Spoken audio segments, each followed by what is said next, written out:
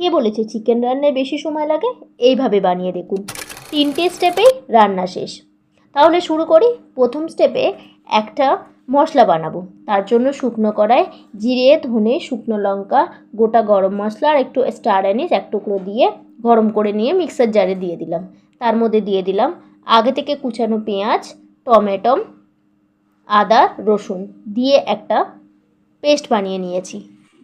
এবার শুরু হচ্ছে রান্নার সেকেন্ড স্টেপ। ধুয়ে রাখা মাংসটাকে ম্যারিনেট করব।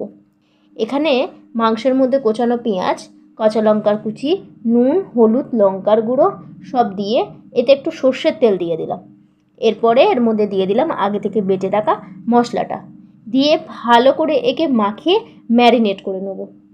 এখানেই কিন্তু মাংসের অর্ধেক রান্না শেষ। এরপর এর মধ্যে একটু ভিনিগার মিশিয়ে নিলাম। এই ভিনিগার মেশানোর কারণ হলো যাতে মাংসটা ভালো করে গলে যায় আর বেশিক্ষণ চেবাতে না হয়। ম্যারিনেট করে মাংসটা 30 মিনিটের জন্য রেস্টে রেখে দিলাম। এবার শুরু হচ্ছে রান্নার থার্ড স্টেপ।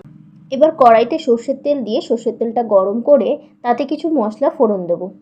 আদা কুচি, রসুন কুচি, তেজপাতা, গোটা গরম মশলা, সাদা জিরে আর গোলমরিচ ফোড়ন দিয়েই আগে থেকে ম্যারিনেট করা যে মাংসটা সেটা এর মধ্যে ঢেলে দেবো।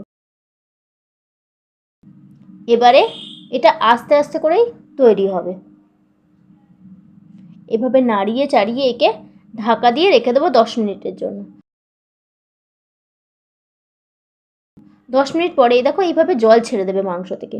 মাংসটা যখনই ভালো করে কষিয়ে গিয়ে তেল ছাড়তে শুরু করবে ভেবে নেবে মাংস তৈরি। এইভাবে 10 মিনিট পরে পরে ঢাকনা দিয়ে দিয়ে মাংসটাকে কষলাম আর তৈরি হয়ে গেল আমার চিকেন কষা।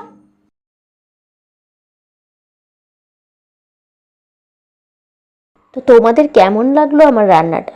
রান্না ভালো লাগলে অবশ্যই লাইক করবে, কমেন্ট করবে, আর যারা নতুন আসছো আমার চ্যানেলে তারা অবশ্যই সাবস্ক্রাইব করবে।